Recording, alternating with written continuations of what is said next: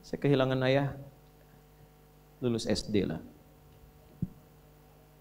Dan kalimat terakhirnya itu minta maaf sambil meluk karena nggak bisa ngantar ke pesantren. Maafkan apa nggak bisa ngantar? Di rumah sakit di Serang waktu itu RSUD. Saya masih kecil, baru masuk 13 tahun, mau berangkat. Ya belum paham, tapi kita ta'zim, takrim pada beliau, pamit. Beliau menangis, saya tahan untuk menunjukkan sikap tegar. Belum paham ketika dokter mengatakan kepada ibu kami ya paling 2 pekan. Saya nggak paham. 2 pekan selesai, saya dipanggil di pesantren itu. Saya masih ingat nama, suara, suasananya. Pokoknya ke depan, bertemu kakak nomor 1. Saya tanya bagaimana ayah? Beliau diam. Oh, saya husnudzan. Sampai di Bandung, paman kami, masih ada beliau. Ya, semoga Allah sayangi dan rahmati. Menyampaikan kalimat yang masih terukir di hati saya sampai sekarang. Mungkin adik nanti, kakak saya adik, saya adik. Mungkin nggak bisa lihat karena sudah dikuburkan. Oh, saya baru paham, ayah saya meninggal. Sudah, kami naik bis pulang. Sampai di Pandeglang itu sudah ba'da maghrib menjelang isya. Saya nyampe rumah, saya lihat ibu saya, dan itu sepanjang jalan saya tahan untuk tidak mengalirkan air mata. Saya tahan aja. Ya. Jadi tahan sampai ketemu ibu, saya nggak nangis. Saya peluk ibu saya. Saya temani tidur. Tidur di ruang tengah, saya masih ingat. Kemudian mimpi melihat ayah pakai kemeja biru, terus senyum, dadah, oh sudah selesai. Tapi setelah itu besoknya kita temukan mushaf tuh, saya mau bicara Quran. Saya mengharap satu hal yang nggak mungkin saya bisa lakukan lagi dalam dunia yang hidup. Artinya saat kita punya sesuatu untuk memberi atau mungkin cuma mijitin atau apa, sosoknya sudah nggak ada. Maka saya hanya bisa menggantungkan harapan kebaikan kepada yang maha menguasai segala hal. Maka diikhtiarkan lewat Quran. Masuk, saya lihat semua ruangan itu, ruangan kisahnya, candanya, harunya, macam-macamnya. Saya temukan mushaf saja. Saya bawa mushaf warna biru, Hasbi as-Siddiqi waktu itu, luar covernya. Menghadap ke kiblat, saya cuma minta, ya Allah, mohon jadikan setiap huruf yang saya baca dari Quran ini atau saya hafalkan menjadi cahaya untuk ayah saya di alam kuburnya, menjadi pahala yang mengalir untuk kedua orang tua saya. Itu saya baca, baru saya menangis. Yang sebelumnya saya tahan, saya tumpahkan. Itu lillah tuh, untuk Quran. Nah, gimana caranya saya pengen mencintai Quran, dekat dengan Quran, lillah untuk itu. Itu yang saya baca, selesai baca Quran itu nggak keluar, nggak hilang.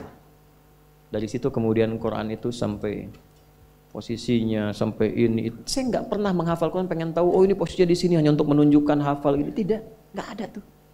Datang, sudah hadir, sudah ada. Lalu saya tirakati tariqah maksudnya, lewat syar'i itu untuk mendekati Allah terus, lewat sholat. Pulang ke pesantren tingkatkan sholat. Nggak tinggal pokoknya yang rawatib, nggak tinggal, tahajud bangun malam.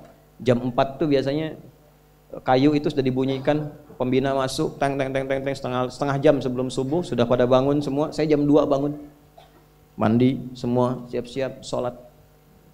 Anda tahu apa yang terjadi? Terjadi perubahan sejak saat itu. Dari mulai suasana, keadaan, ketenangan, kedamaian, kenyamanan, dan semua aspek yang nggak pernah saya alami dan nggak saya duga sebelumnya. Bapak Ibu, kalau saya sholat nih, yang lain hari Selasa khususnya, Selasa itu waktu daging, paling enak makanan di pesantren. Hari Selasa. Yang lain biasanya telurnya kalau dadar dibagi 4, tipis-tipis, kasih kecap, kasih kerupuk. Bagi. Hari Selasa istimewa karena daging, walaupun biasa. Tapi saya tetap konsisten mencoba ini. Sholat dulu, kalau belum selesai sholat sunnah, belum menikmati nggak keluar. Yang lain begitu salam, selesai, kultum, langsung rame. Berangkat ke rumah makan. Santri, oh dunia santri itu menyenangkan. Pesantren itu luar biasa lah kesannya. Saya bertahan sholat. Begitu nengok, sudah selesai tenang zikir. Tinggal berapa orang berangkat, kita bawa mangkok, bawa piring ke rumah makan. Alhamdulillah sepi. Alhamdulillah sepi. Habis Pak. Tapi kisahnya to be continue kan, belum selesai. Cep Adi katanya, aduh, kisah kedapnya antosan, emak candakeun. Cep Adi, tunggu sebentar, nanti emak bawakan katanya. Mama dapur, itu dibawa piring saya berangkat ke dapur, dapatnya 2. Gitu. Saya dekati yang punya, dan selalu terjadi begitu. Allah lembutkan hati orang-orang itu, datang. Problem muncul, ujian olahraga. Waktu diuji, ayah meninggal, saya nggak ikut. Yang lain 8 tuh paling tinggi, saya dapat 6. Nama gurunya karena baik, Pak Gumbira namanya. Senang terus orangnya. Enggak, itu saya betul-betul namanya. Saya dipanggil terpisah. Itu baiknya luar biasa. Nah, Bapak minta maaf. Ini terpaksa karena Ananda nggak ikut ujian. Bapak kasih 6. Yang lain tuh 8, 7, 6. Saya bilang nggak apa-apa Pak, saya juga minta maaf. Saya nggak bisa ikut ujian karena ayah saya meninggal kemarin. Meninggal. Bapak turut berduka cita. Demi duka cita Bapak naikkan 6 jadi 8 gitu. Dapat juga 8. Alhamdulillah, nggak perlu lari 8 Pak. Gitu. Ini berkah. Ini kita dekati yang punya. Sampai sekarang begitu. Pokoknya saya nggak peduli Pak. Saya berangkat dakwah apa dan sebagainya. Itu dakwah, tadinya nyewa ruko, kantor sudah jadi macam-macam. Kita wakafin. Ya, ada kendaraan wakaf. Ini kamera itu wakaf tuh. Nanti saya meninggal ada yang teruskan. Ya, wakaf, pesantren wakaf semua. Dari mulai tanahnya sampai gedung bangunan. Itu kami wakafkan semua. Karena apa? Tujuan saya berdakwah bukan mengumpulkan itu. Nanti gantian, ini cuma dipakai aja. Ini sementara yang saya pakai itu cuma kitab, baju beberapa. Selesai gantian, kasih lagi. Hidupnya enak, hasilnya apa? Sampai sekarang itu nggak pernah beli. Allah kasih hadiah dari ujung kepala sampai ujung kaki. Nggak ada beli. Saya pernah mencoba ingin beli, begitu mau bayar dibayarin lagi. Akhirnya saya lakukan dengan pakai masker, jalan nggak boleh ada orang tahu, supaya saya tahu caranya beli itu gimana. Berhasil, alhamdulillah. Dan harus saya tutup rapat, begitu ketahuan dapat lagi nanti. Ya, ternyata apa? Lebih gampang dibeliin daripada beli sendiri. Ini aksesnya. Dan kita nggak merasa tinggi, biasa saja gitu. Itu melatih diri. Tapi bukan apa-apa, cuma ikut orang dulu, meneladani ulama-ulama dulu saja, nikmat hidupnya. Itu aja poinnya, apa yang mau dicari. Maka mulai sekarang, itu poinnya tuh.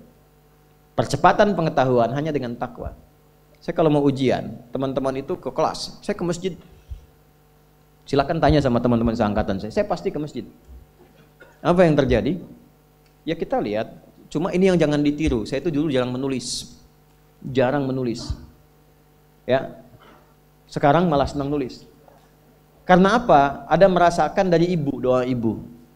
Jadi ingatan yang cukup nyaman dengan ingatan itu. Jadi kalau ada sesuatu yang baik berkesan itu saya nggak lupa. Biasanya Allah berikan kejagaan di situ.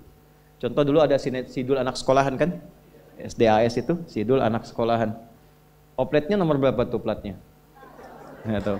1053. Mobilnya Sarah 2687 ALT. Si Roy yang botak itu 2007 tuh plat mobilnya. Saya tahu itu. Muncul. Saya paham di beberapa itu. Pak Harto waktu berhenti jadi presiden tahun 98 kan? Itu kan pindah dari mobil RI1 ke mobil lain kan yang sipil. Berapa nomor platnya? 2044 AE. Itu saya ingat itu karena beliau kan kalau berkunjung selalu ke anak-anak SD apa motivasi 25 tahun kita akan begini akan begitu. Ternyata saya baru tahu kekinian bahwa itu ada visi emas untuk Indonesia di tahun sekian. Setahun sebelum sekarang ditetapkan 2045 sudah bikin, makanya dari pelita dan seterusnya. Setiap pemimpin pasti ada keunggulan, kebaikan-kebaikan bisa diteladani. Nah, saya mengandalkan ingatan, jarang nulis. Akhirnya apa? Kalau ke masjid, ujian, teman-teman baca, saya yakin pasti bakal kencang, maka saya ikut tiduran di sampingnya. Ya dulu begitu. Jadi begitu dia selesai, nanti bangunkan saya ya, alhamdulillah saya hafal tuh. Awal sampai akhir. Nah, tapi poinnya begini, ini yang paling indah itu, saya nggak cukupkan sampai di situ, malamnya tetap saya mesti sholat, tahajudnya jaga. Itu kalau saya tahajud, terus ketiduran, tidur, selalu bermimpi ngerjain soal. Sampai selesai. Besoknya persis sama dengan yang dilihat tadi malam. Hampir tiap ujian.